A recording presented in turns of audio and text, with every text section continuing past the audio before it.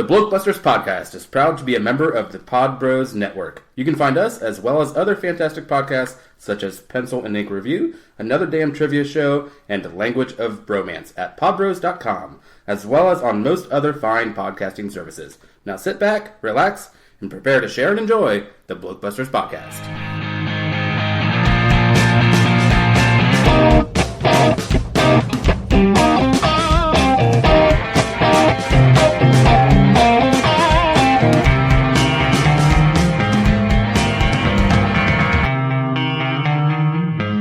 Welcome to episode 73 of the Blokebusters podcast. I'm Paul. And I'm Brian. And today we will be talking about Ghostbusters, the 2016 version. Otherwise known as Ghostbusters Answer the Call, but only Answer the Call, huh? Yeah, only after the credits. At the beginning of the credits you see that. That was the sort of going title for it. Are they going to rename this Live, Die, Repeat when it comes out on VOD? Maybe. Yeah. Okay. Which kind of actually is suitable for this. Yeah. Alright, so, usual spiel out of the way. Do find us on Twitter at Blokebusters, Facebook.com Blokebusters. We're on Instagram at Blokebusters. I promise I'll try and get better at that. We have an email, blokebusterpodcast@gmail.com, so no S at the end of Blokebusters there. And we have a website, blokebusters.webs.com, and, you know, it's our little place on the net. It's our existence. We're there. Alright, so. Yes. Wait, is that your review? Your official review? No, I'm genuinely interested to get into this one. Because me too. Yeah. As you were probably aware, neither of us talk about the film ahead of time. And new listeners, yes, we do not really go over anything at all with each other before we start recording. So yes, and some might say that's incredibly obvious, and maybe we should do some more planning. Keeps it authentic, I say. Yeah, and then, of course, as always, if you're a new listener, everything is a spoiler cast, so if you have not seen the film and wish to do so, do so. Yes. And then listen to us. Yes, because I'm not sure there's going to be much we can talk about this film that won't be some form of spoiler or exactly. another. Mm-hmm. Yeah. Alright, so, directed by Paul Feig, who's been doing a lot of these sort of comedy type things in the last few years. Mm-hmm. A budget of $144 million. That is the reported budget. Obviously, there might be more than that. Mm-hmm. We don't know. And the box office, as of 10 days from release, $122 million, 856,739. So, not quite made it up yet. And I do believe it will be a success by the time VOD rolls out. Probably, yeah.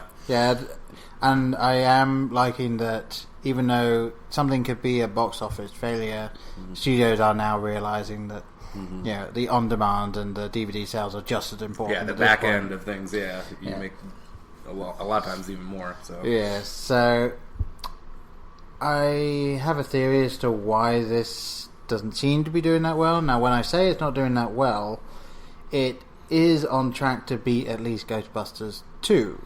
So. Yeah, which, Ghostbusters 2 was, I know it has its fans, and I'll watch them in a companion situation, but I rarely am going to just pop on Ghostbusters 2, let's put it that way. Yeah, I think for me, Ghostbusters 2 is one of those ones that, if it's on TV, I'll watch it, but I won't seek it out, as opposed to Ghostbusters, the original one, which, that one. They started to lose me with the dancing toaster, then completely lost me with the movable Statue of Liberty.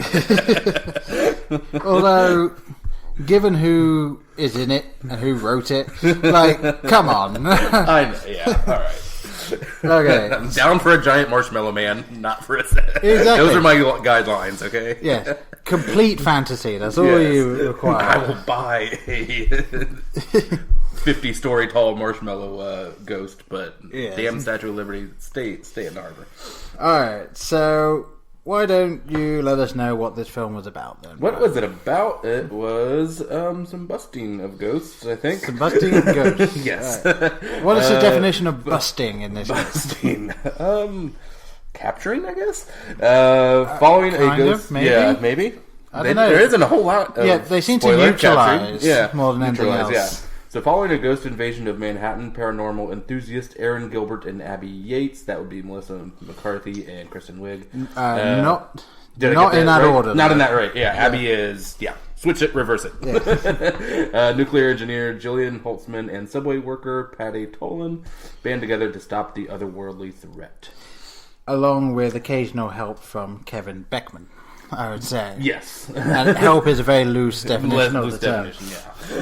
And more on that a bit later. Okay, yeah. So, obviously, the first thing you need to address when it comes to this is the fact that everyone hated the idea of rebooting, basically, Ghostbusters. Or trying to continue on with Ghostbusters. I heard stories that this was going to be a new chapter of Ghostbusters following on from the previous films, and then once it came out and some people saw it, I then heard that this exists in a world where the original film never happened. Mm-hmm.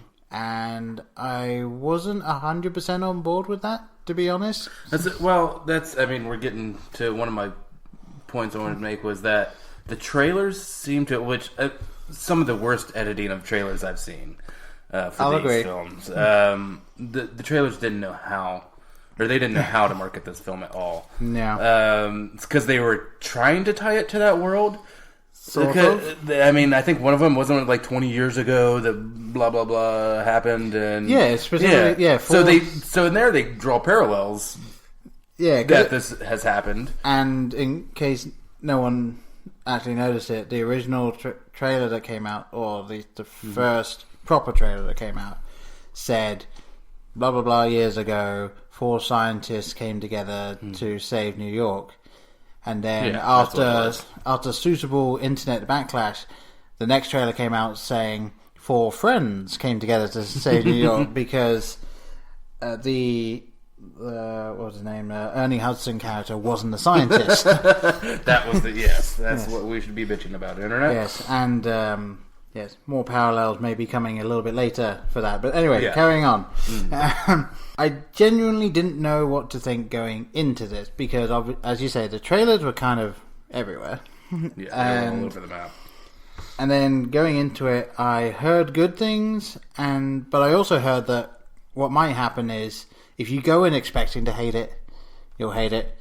If you go in just looking for a good time, you'll probably have a good time. So it's similar to our last review of Independence Day. If you temper your expectations, I think you'll have a good time. Yeah. Although not to get too far ahead, I would say I enjoyed this a lot more than I did Independence Day Resurgence. But alright, so I think we should probably start with the 4 main characters then. Absolutely. Mm-hmm. So we have Melissa McCarthy as Dr. Abby Yates. We have Kristen Wiig as Dr. Aaron Gilbert. We have Kate McKinnon as Dr. Julian Holtzman, and that's with a Z in there. And then Leslie Jones as Patty Tolan. Now, if you remember the original film, there were 3 people who were scientists, or at least doctors. Mm-hmm. And then they had this one guy that turned up about 25 minutes into the film saying, hey, I saw this advert. Yeah. And then in this film, you have the 3 scientists who get together doing something, and then about 25 minutes into the film, you have this woman that turns up saying, hey, I saw a ghost.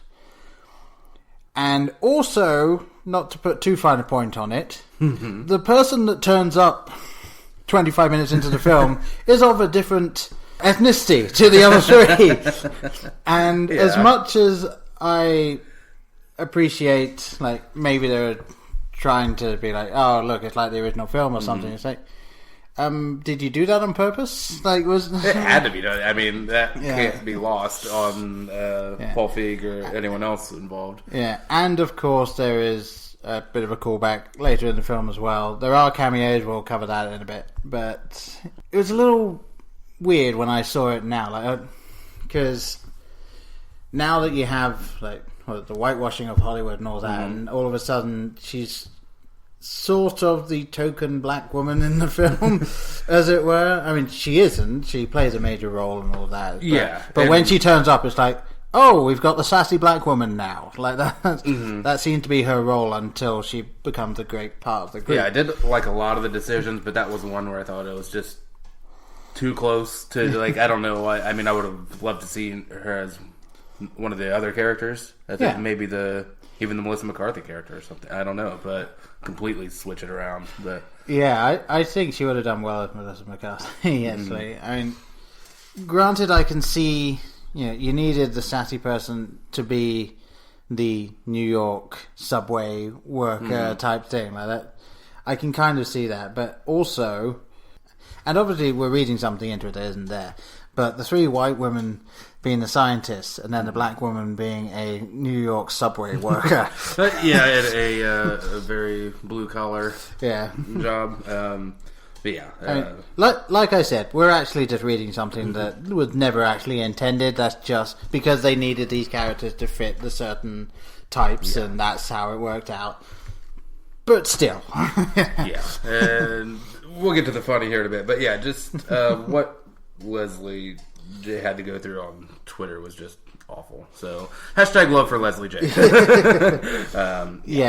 She is funny, as are all the women in this movie. Absolutely hilarious. I mean, it's one of those things where I fully endorse the fact that, say, Ghost in the Shell, the film is coming out, and Scarlett Johansson is playing the main character, who is Japanese. But anyway, I fully endorse having the discussion and being on one side of the fence or the other, but actively attacking someone on social media is not the way to go about anything like this. So, yeah, don't go attack Scarlett Johansson for being the character, because that was the casting director, that was the director, that was all of them. Don't attack Leslie Jones for being in this, because again, it's not her fault that she was chosen to play the role. And she nails this role. Exactly. Yeah. So, moving on. Yes, I guess social media run over? The other main character, as it were, in this being Chris Hemsworth as Kevin Beckman. The second best character in the film for me. I'm interested to see I would say probably, second favorite for me as well. Alright. Because I love it when you see someone who is so clearly having fun. Like, there is no way he wasn't rolling outside of takes, and even in takes probably, from doing this character. He is playing someone with an IQ of about 20. I mean, we're talking like Forrest Gump would be ashamed to hang around him. There is a point where he is trying to answer a phone and he's saying, I can't answer it, it's in the fish tank. So he's like, no, the one in front of you. But I don't know if I'm getting this line right, but one of my favorites is just a call and like someone just yelling at him immediately, and he just makes a face and hangs up. I was not into that conversation. I wish I could do that at work at least once. It was so much fun to see him doing this. Like I think, and I loved the obvious. See, that's one of the decisions I was talking about. What I actually loved, the Annie Potts character, from the original, but make it this, meathead, stupid meathead, lovable meathead, but yes, but just especially by Dr. Aaron Gilbert. But just to be, I've heard some people saying, well, he wasn't a fleshed out character, or, he had no metamorphosis or anything. That's the whole point, is that women have been doing those roles forever. And they're one dimensional and just there for eye candy. And I love that was his role. Yeah, a very good role reversal, as it were. Rather than the producers, for instance, the Bialystok and Bloom person in the producers, now it's this guy who is just a complete idiot and clearly only hired because they want someone to look at. Absolutely. And one of my favourite actual things in this film is there was one point where he said, which one of these makes me look more like a doctor? And it's playing the saxophone or listening to the saxophone. And that, holding the saxophone. Yeah, holding the saxophone to his ear. Now, that was a fantastic joke. Did you notice during the credits they have more pictures of him? Yes. One of them is him shirtless with a stethoscope. So that means that one, he thought, nope, that one doesn't make me look like a doctor. The one where he looked most like a doctor. It's like, no, that doesn't make me look like a doctor. No. Saxophone, right? Possibly the best callback in the entire film. Yes, and it's in the credits. Yeah. I mean, there were plenty of great lines to go around, but he did get a lot of them. I wish I had seen the film again, just to refresh on some of those. Yeah. But we can sit here repeat all day. That's not good podcasting. But So who was your favorite character then? I'm interested to see if it would be mine as well. I can only imagine it is, and it has to be Kate McKinnon. Kate McKinnon nails that. Oh my god! I thought I was going into this like I knew Melissa McCarthy can be hit and miss. I know the boss. I didn't even see that, but I didn't need to. I haven't seen that one. I've seen her in The Identity Thief, and she was alright in that. Mm-hmm. Tammy was okay, like more playing to type that one. And Spy, she was really utterly good. Fantastic in Spy.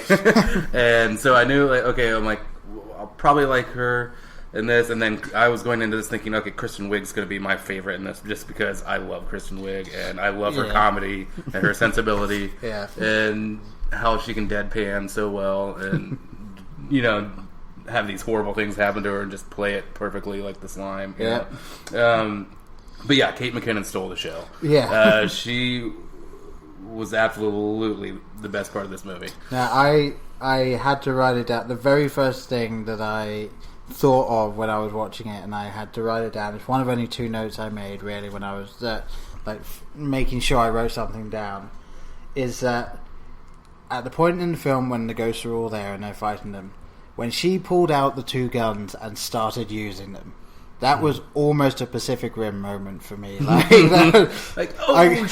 Yeah, I got the chill. They brought back the original Ghostbusters theme just enough in that moment, and it was like I was 8 years old watching cartoons again. Like it was such a cool moment. It only lasted about 25 seconds, but that moment is my favorite bit in the film by far. She is such just a fascinating, interesting, and hilarious character. And definitely supposed to be Egon. I was going to say earlier, I thought another thing this movie did well was that they didn't. I mean, it's not easy just to match up all the characters. The characters are their own characters. Like, you can't say that is definitely Venkman. That is, go on, but. She was, obviously closest to Egon. Closest to Egon there. But she was definitely Egon with a bit of a screw loose. And it was so much fun to see. I kind of hope they make another one just because I want to see her again. Oh, they definitely are. I think, I need to see more of her in this role. It really was fun to watch. I mean, you don't often see an unhinged character as a major character in a film, and it works. Like sometimes you'll see someone who is clearly was written unhinged for comedy, and it doesn't work. But she was just the right amount of she knows what she's doing. Yeah, confident in who she is. Yeah, but is. Unstable. Scary, as Melissa McCarthy's Abby points out a few times. Yeah, she really frightened me or something. I don't know what. It was lines like that. It was Patty. Because she's saying you just take the hand, just do your thing, just start doing little dance. Like, you genuinely scare me. Yes. I do think it was a physical comedy she brought to it. Like just the little sort of great presence. Just she just she has this presence. It's just amazing. Love her. I want to see it again just for that. Just for her performance. And speaking of scary, or did you have a place you wanted to go to? Well, no, there were 2 things I wanted to really kind of try and think about here, and that would be either Do you want to cover any of the cameos, or do you want to get into the actual ghosts in this one? Let's do ghosts, and then we'll get to the cameos, because I want to tie that into something else. Yeah, okay, that's fine. So, obviously, graphics are better now, so... so the ghosts are a little more visually stunning, shall we say. How do you think they worked in this case? And I will also point out there are several points in the trailer that aren't in the film at all, not even in the credits. There were some bits in the trailer where you saw the underground, and there was just a sea of ghosts just turning around. Like that wasn't in it at all. Yeah.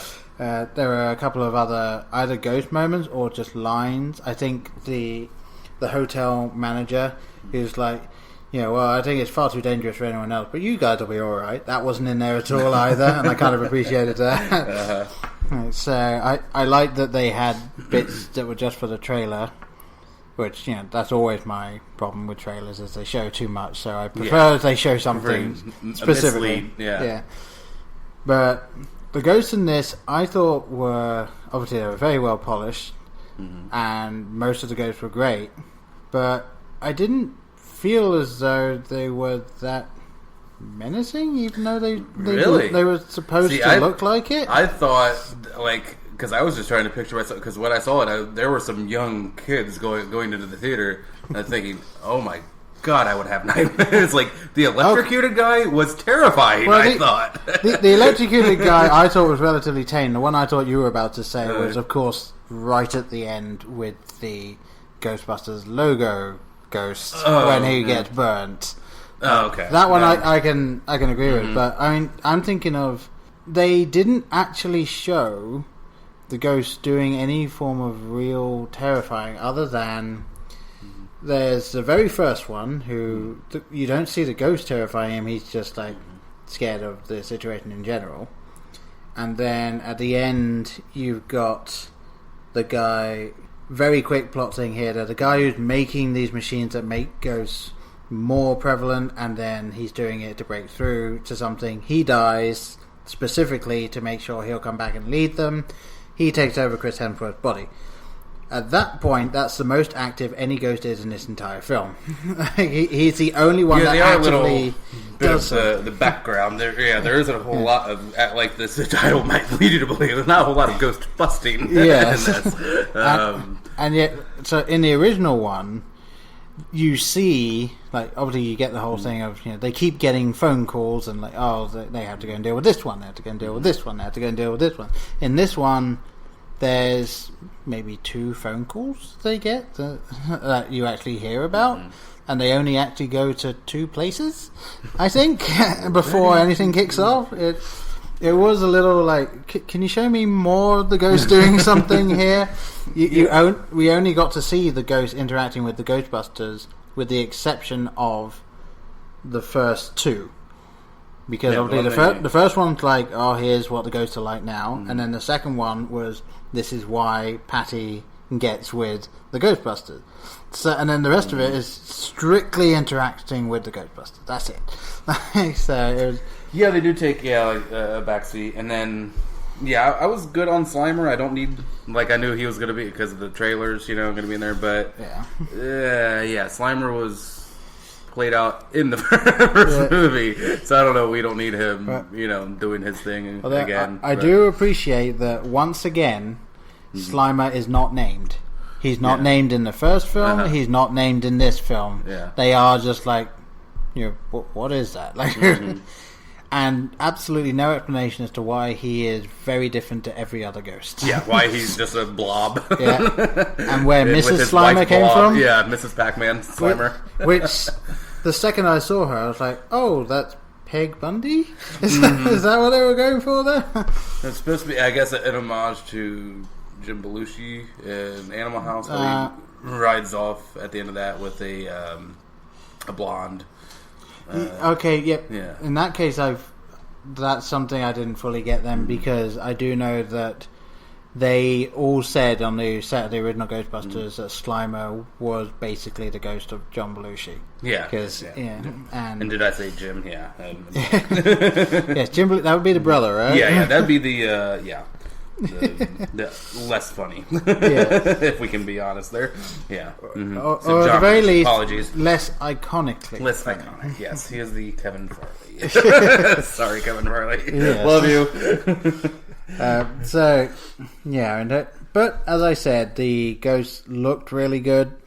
Yeah, I wrote that down as one of my notes. The special effects I thought looked fantastic. Yeah, really well done. And even though the cinema I saw them in, I felt as though the screen might not have been 100% in focus, possibly like 95%, just a little on the blurry side. Yeah. But yeah, even with that, it was still looked really good. And to kind of segue a little bit, I had possibly the strangest cinema experience I've ever had actually watching this one. We got a Paul's cinema experience here. Yes, sort of. So we went in, and this is the weekend after it came out. So we go to a cinema. There are 3 screens there. One of them showing the 3D one, and then there's 2 showing the regular one.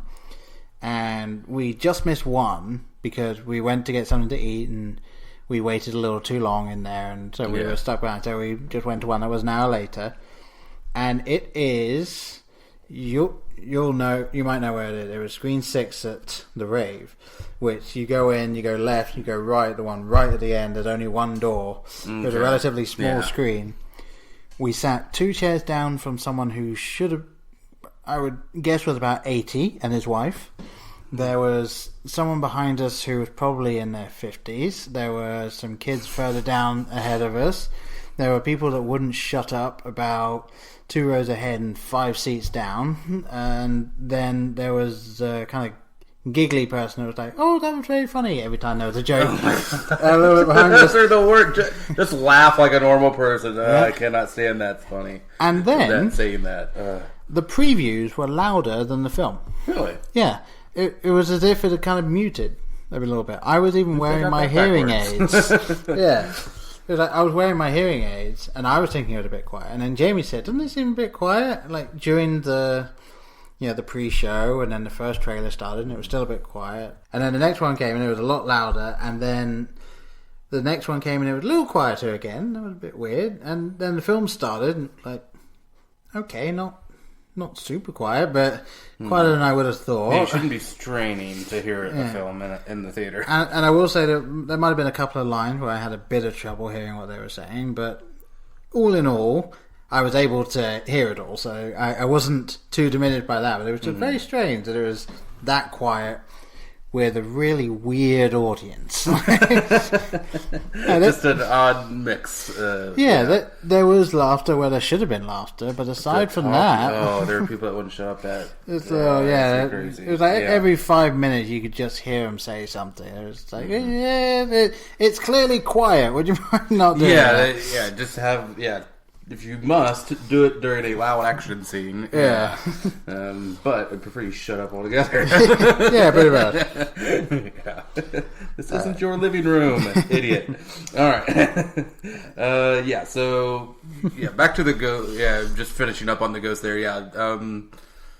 Some of the cameos, I think, were longer than the ghosts yes, in this film. Yes, they were. The nice, maybe, segue into them. Yeah, so, all right. Yeah. So, how about? Do you want to do them in the order they turn up, or do you want to just start going through? Just wherever. Yeah. All right. So I would say we'll start with the first one that came up because that's probably the one that most people were looking for, which is Bill Murray as Martin Heiss. And again, as I said at the beginning, this universe is set where the original film never happened. So those people never existed, at least as far as we know. So every single cameo by an original cast member is playing someone that isn't the original character. So to me that is like, what is the point of these cameos then? Yeah, if they aren't reprising their roles, or at least nodding to those roles, I don't get, because that's I mean the cameos tie into a point I wanted to make later, was the identity of this film. Didn't know what it wanted to be. It's still trying to pay homage, or I mean there are Easter eggs like every 10 or 15 minutes in this movie. Yes, whether it's a cameo or scenery or what have you, the firehouse, you know. Yeah. That was a great misdirect. I did enjoy that. Yeah, I'm glad that they did. Go to hell, or was it? Or because they the rent. They go to the original firehouse, and so McCarthy and McKinnon are running around like, look at this. This would be great. Yeah, and so Kristen Wiig says, "So how much is this?" Well, it's $2,100 a month. Go to hell. Go to hell. And so they then go to a garage, which is, to a Chinese restaurant, and they're above the Chinese restaurant. And with an interesting running joke in that, which is never fully resolved, and I can't like that. The wontons? Or the wonton. And the delivery time. Yes, the fact that it takes an hour for her to get wontons upstairs at the lab, and then it's an hour to go up a flight of stairs. And, but back to the identity, so there are all of these constant nods to the original film or the second, the first two, whatever you want to put them together, and then they did at other times a really great part of separating themselves. But these you're constantly reminded, like I said, 10 or 15 minutes. They're one of these cameos. And I don't know how I know we're just starting to get to Bill Murray. I thought his was the worst of the cameos. It was, however, he didn't get to showcase his talents at all in this role. No, he didn't. He was just a waste of Bill Murray, which sucks. Yes, quite frankly. There's two things I want to say. Number one, of course he dies. If you've seen Zombieland, of course he's the one that dies. Mm-hmm. And then, spoiler for Zombieland, and the best cameo, I think. The best Bill Murray cameo. Yeah. And then the second thing I will say, you were saying, there's no real connection. I enjoyed that he was playing the exact opposite of his character from Ghostbusters.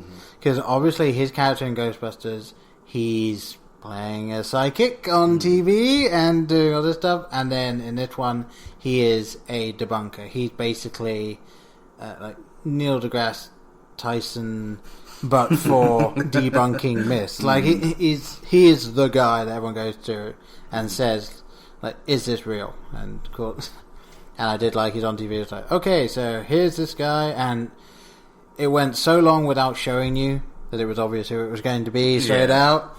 And then they do just say, okay, so these Ghostbusters, you're aware of them? Yes, I'm aware of them. Are they real? No. It's like, okay, thank you. And then you see him later and he ends up dying. And I understand that it was, what was it? Was it a PG-13? Was that they went for? Yes. Something like that. Mm-hmm. In case you're not in America, PG-13 is basically PG. In the UK, it's just parental guidance and with a little more sexual humor or or violence, a little more. Yeah, because they can get away with a little bit more in a PG-13 than you can in a PG. But of course, that's why the 12A rating exists in England. Yes. But anyway. It is the worst thing to happen to films. Yes. One of them, or a PG-13 rating. Yeah, and I kind of was annoyed that you didn't see the aftermath of his death. It was all shot from waist up. Mm-hmm. You couldn't see anything in the street. You couldn't even see the street. You just saw the buildings behind the people as they were talking. I'd have liked maybe just a streak of something against the wall, just something that made it clear. I would have loved to hear an 8-year-old go "ah" in the theater. That's awful. Right? Yeah. I mean, come on. There's some seedy/creepy stuff that happens in the original Ghostbusters. Yeah. You could have got away with one thing. So anyway, yes, Bill Murray. Unfortunate waste of Bill Murray's talent. Oh, absolutely. Yeah. But I kind of appreciated the role they gave him, given his original character. And then next one, of course, Dan Aykroyd. Another dumb one. I don't. Yeah, I mean, basically, he was only in there to say the line. That was. Yeah. Although I did like that maybe there is a possibility that his character is actually the same guy, just based on the line where they're saying, you do know that there's ghosts flying around. It's they're only level 5 spectral apparitions. And all this. It's wait a second. Yeah. So you're just an enthusiast? Yeah. Like, you know a bit too much about this. I would have loved to see. I don't know, maybe, but during that cameo to see the cab from the what was the first one with the ghost in the to like pass him as he stopped. Or, that would have been nice. Or. Like before he leaves, he looks in the mirror and the guy's a passenger now. And he's just like, where to? It's like, but yes, his cameo was specifically to say the line, "I ain't afraid of no ghosts," and which then led into, I believe, a reprisal from the newer version of the song. I think that came back a little bit once he said it. I'll say it now, not a fan of the new version. Yeah. I liked some of the different things that they did with the original tune and like playing around with that, but the actual new song, the new version, not a fan. So, and did you enjoy the bit towards the end where they had the piano start to play before it gets mad? And it almost sounded to me like they did the Jurassic Park. Doom, doom, doom, doom. Yeah, I did enjoy that part. There was. I mean, I'm glad they got the theme out of the way really early in the film. Yes, like you weren't waiting for that. No, it opens the film. Yeah, it's so like okay, great. Like here's the theme, and then we're gonna go do kind of our own thing. But it wasn't, I guess, the best update. I don't know. Maybe I'll like it more in time, but I don't think so. I saw in the credits, I believe it was written by Ray Parker Jr. and Missy Elliott and performed by Fall Out Boy. A really weird combination. It's like, surely if it was written by Ray Parker Jr. and Missy Elliott, wouldn't Missy Elliott say That's a hell of a triple bill. I want to see that show. Who's closing? Yes. Oh boy? Okay. So, next cameo then, I guess since we did the other two original, we're going to have to go with Ernie Hudson comes in at the end as Uncle Bill Jenkins. And, I liked him. I liked that one, I was on board for that one. Yeah, and especially like how he comes in and his entire cameo is basically him saying like, I gave you one of my hearses. I've only got one now. We've got 5 funerals. What are we going to do? It's like, wow, his character is completely out of touch with everything that's just happened. He's very busy in that funeral home, I guess. That he just doesn't have the time to turn on the TV. He's been hitting the books the entire night. It's just, it was kind of cool to see him in it. I was waiting for him to turn up, and I almost thought they weren't going to have him in.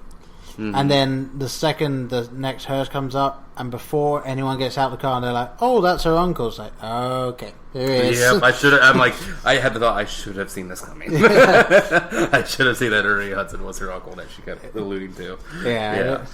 It almost seemed like the uncle was going to be a Maris type thing, where you never actually see the person, but that was a cool thing there. And who do you got next? Well, there's 2 others. Okay. Which probably go in order of the number of lines, because I believe Sigourney Weaver as Rebecca. What the hell was it? It was Gorin. Gorin. It's Gorin. I don't know. I can't remember how she pronounces it. I think it's Gorin. Gorin. Yeah, I would say Gorin. Gorin. Yeah. So she is the mentor of Kate McKinnon's character, and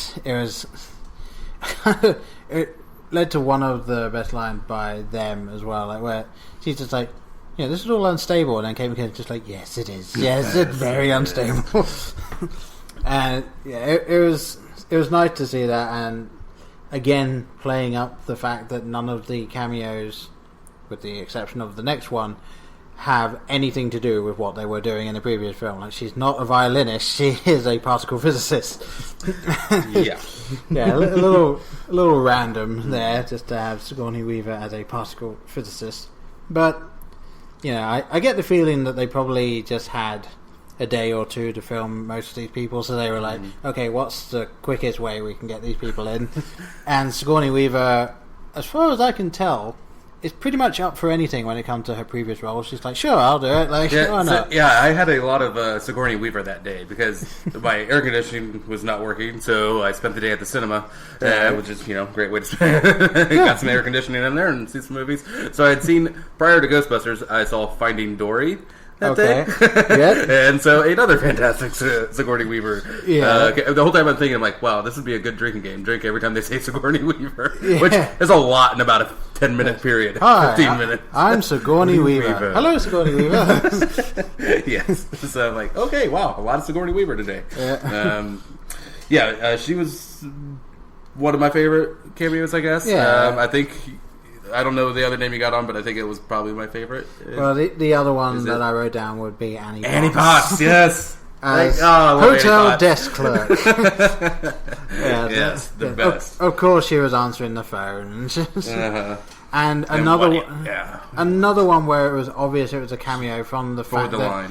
Well, it was that, but also they walk up and all you see is the back of the head. And it's like... Nobody else gets a reveal. There is no reveal in this film that isn't a cameo. So it was like, okay, who's this? This is going to be her, isn't it? And there it was. And the line was then, Brian? Paul, please take it. I don't want to steal it from you. No, go on.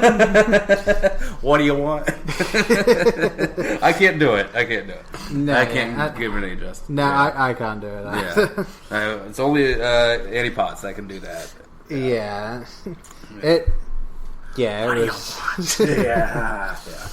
Good stuff. Sorry, people, for putting you through that. Yeah. So obviously we went through the cameos there, and he had some hits, he had some misses, and all in all, I'd say they were good attempts. At least, like all of them were good attempts, and I appreciated what they were trying to do. You know who I missed?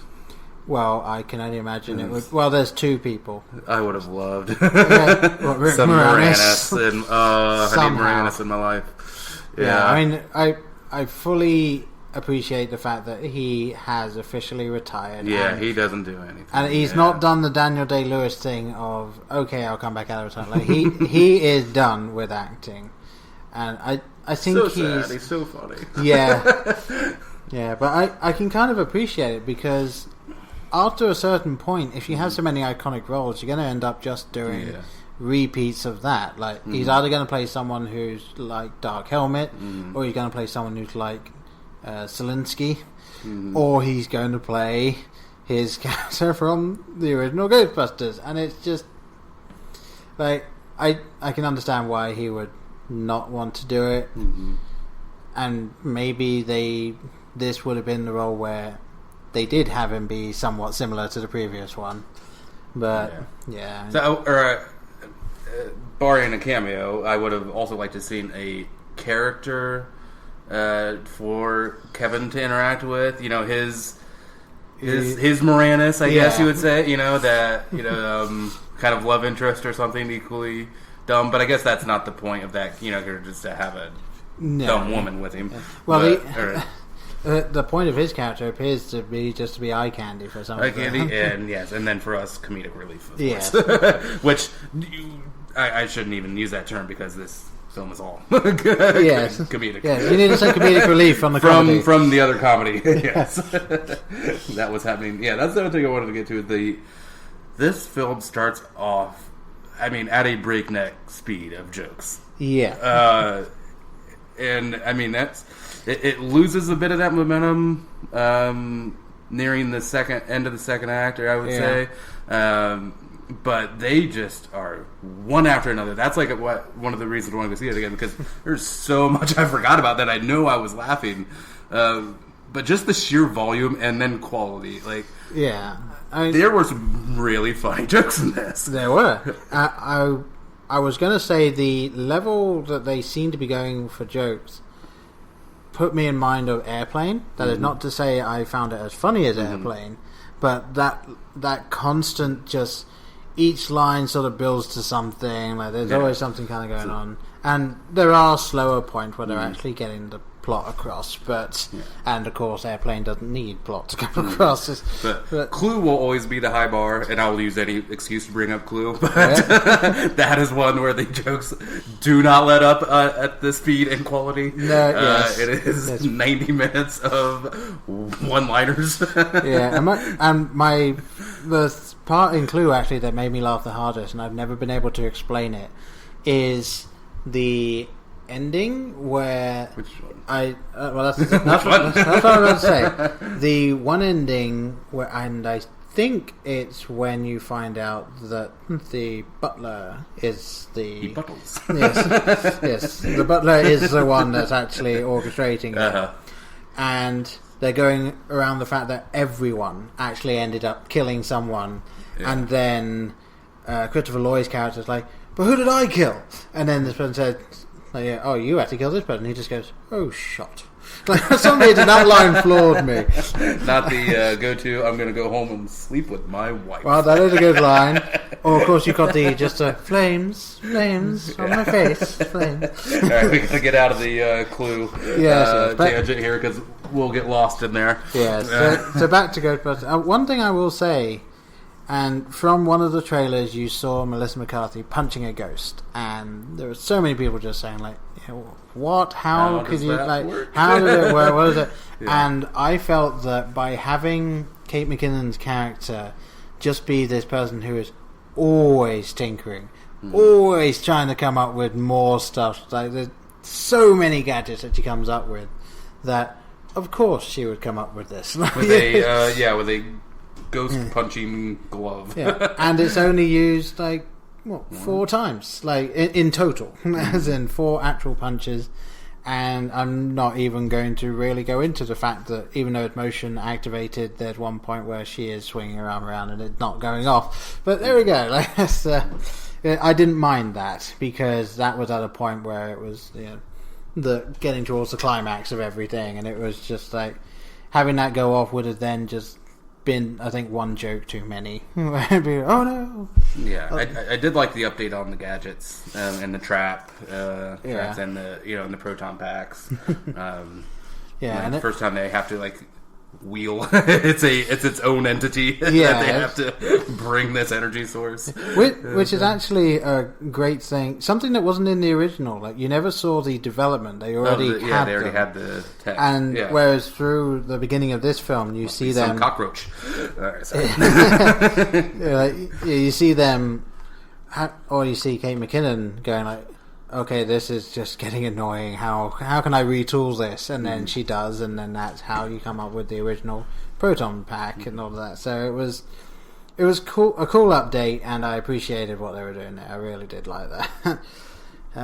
Were there any parts of the film that you felt didn't work? Well, one thing we haven't really talked about was the villain in this, which, I mean, was kind of different from there, where there's actually a set human protagonist.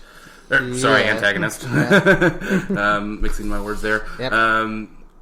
Whereas, their films is just this release of the supernatural, that must be fought.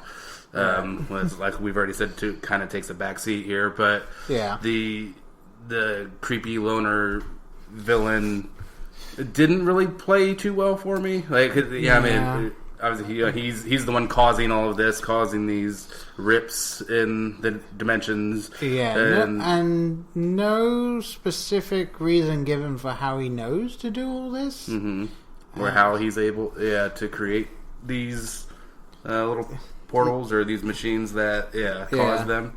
Yeah, he just is able to do it and all that.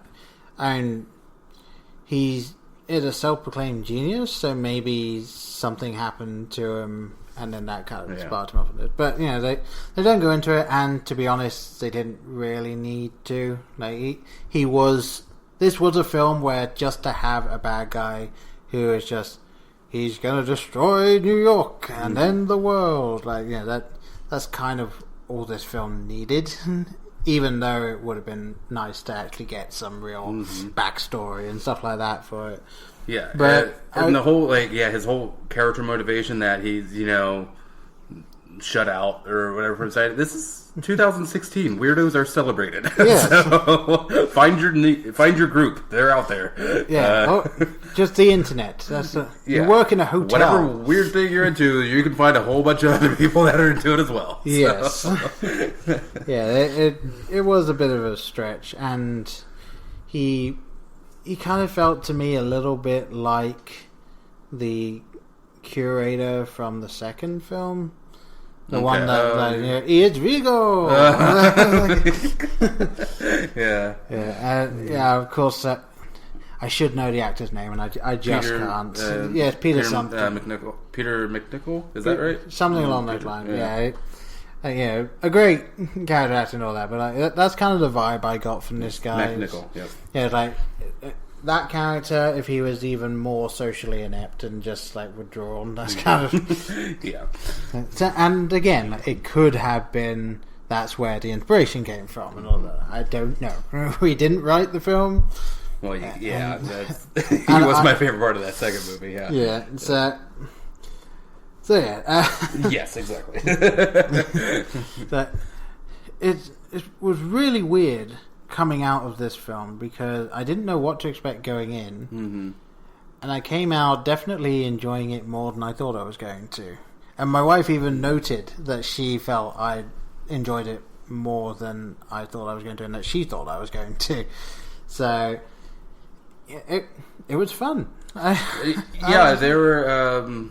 I said I can't rip too hard on the plot because it's not like the first film had a ton of plot going for it. There are these ghosts. Let's get rid of them. There we go. Yeah. And some trouble from the Environmental Protection Agency, and and away you go. Yeah, but, from someone who is actually acting perfectly sanely. Yeah, exactly. Who would? Yeah,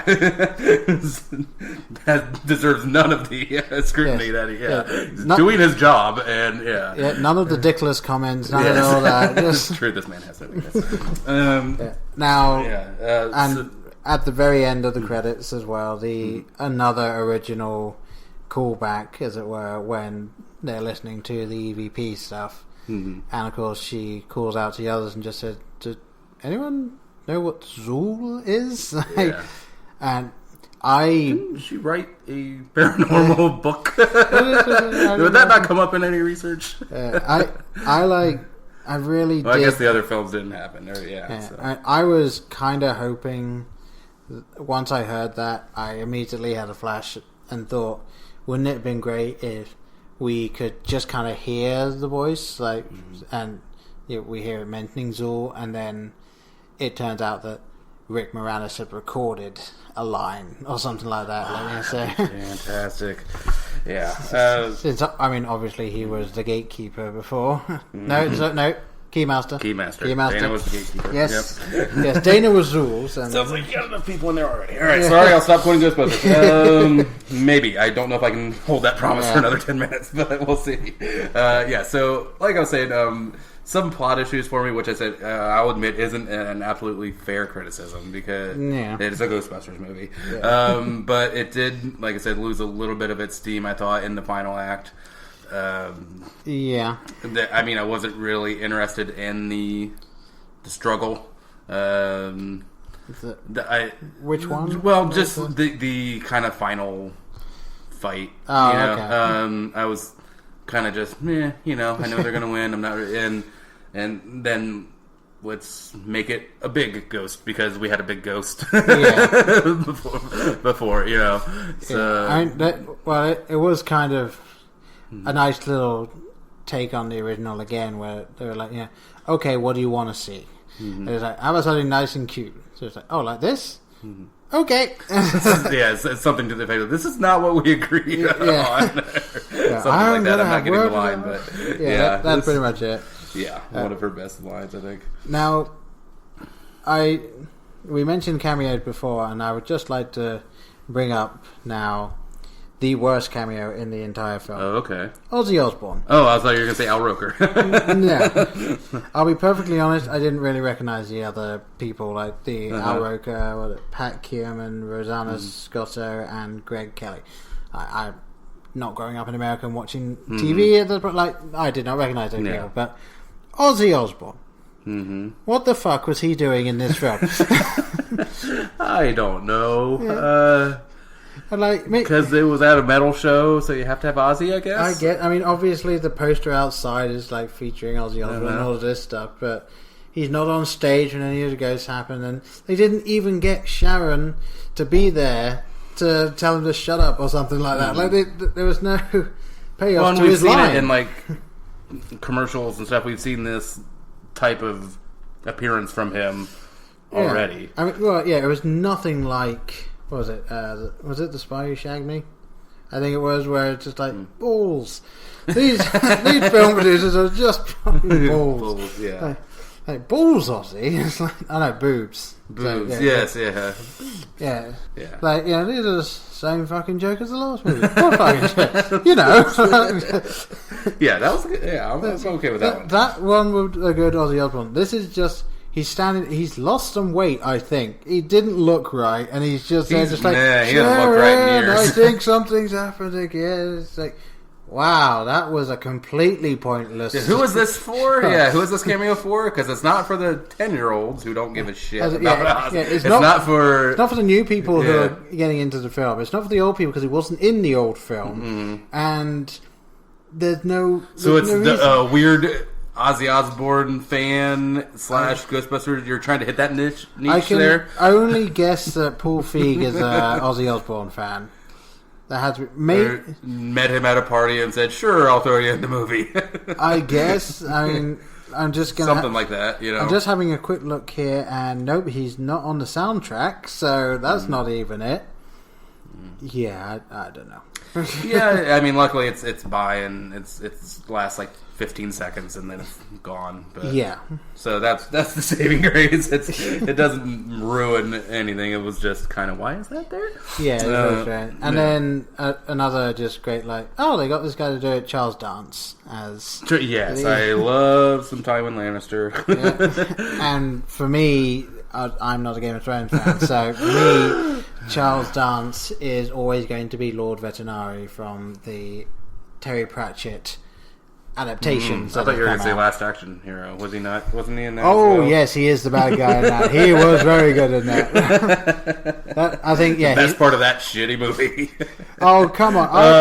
Yeah, alright. Here you go defending Last Action Hero. I will forever be a fan of that film because it was one of the first films I saw. I know I've said it for a couple of others, but it was one of the first films I saw that not only did meta humor, but did it brilliantly by just being like, the kids are saying, look at this. Everyone's phone number starts with 555. It's like, well, that's why we have different area codes. It's like, no! Just,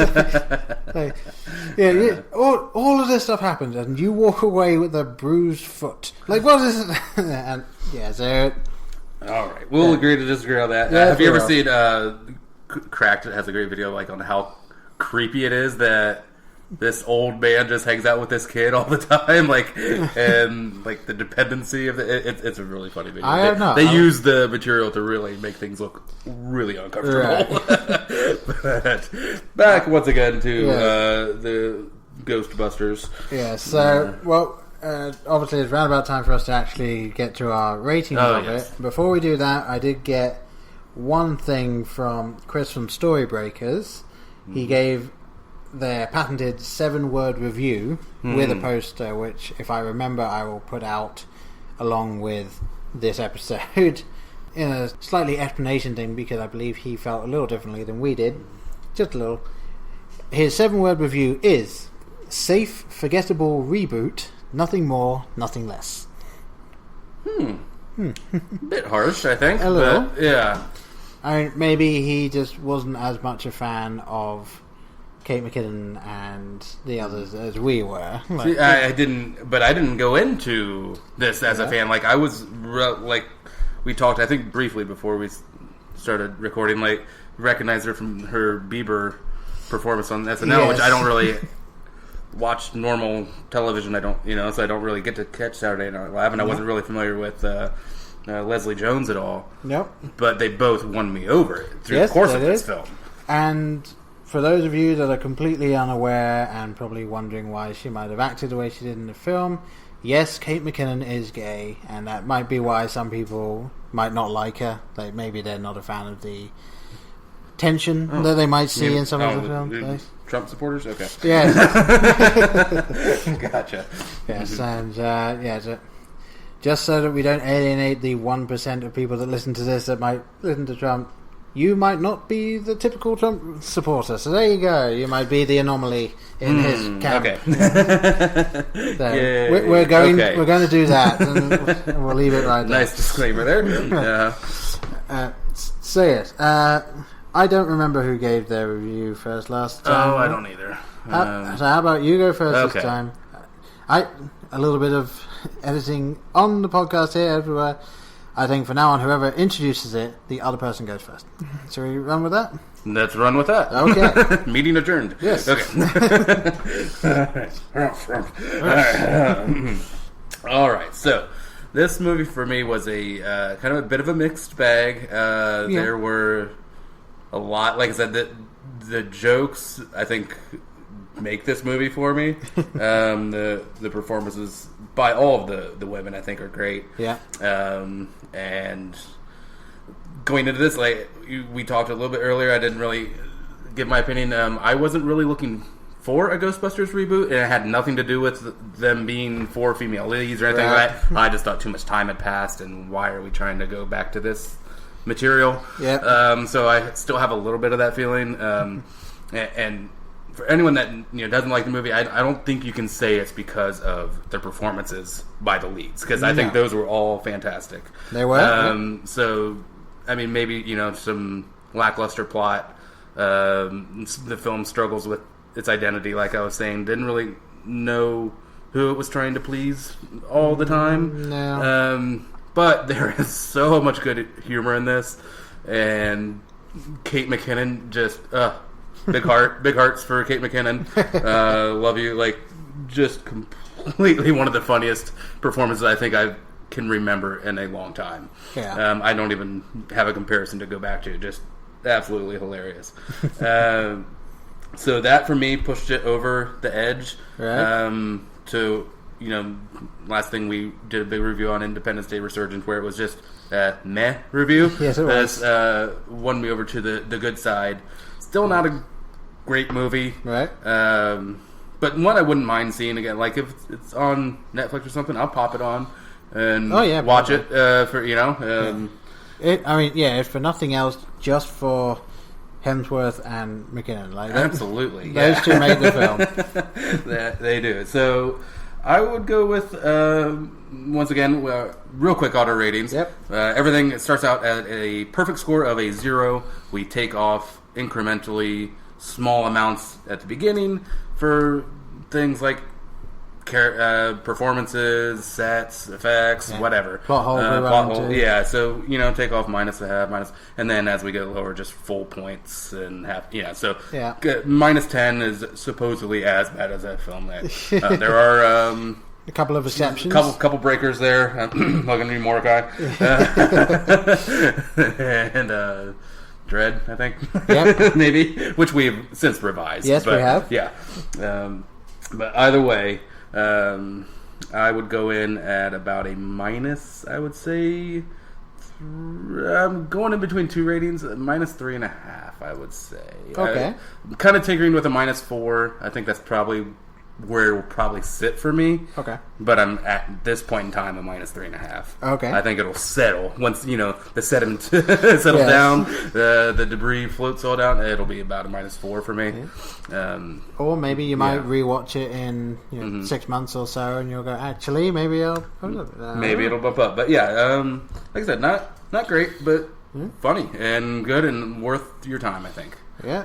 Well, I don't have a huge amount more to add on to that. I mean, I really did enjoy it way more than I thought I was going to. As we have both said, and I said just a second ago, Hemsworth and McKinnon steal the show, and just made, whenever they were on screen, it was just a joy. I mentioned my sort of Pacific Rim moment for 25 seconds in this film. And I really really did like it, and I didn't mind at all some of the little niggles that might have got at me otherwise, probably because I was just having fun with it.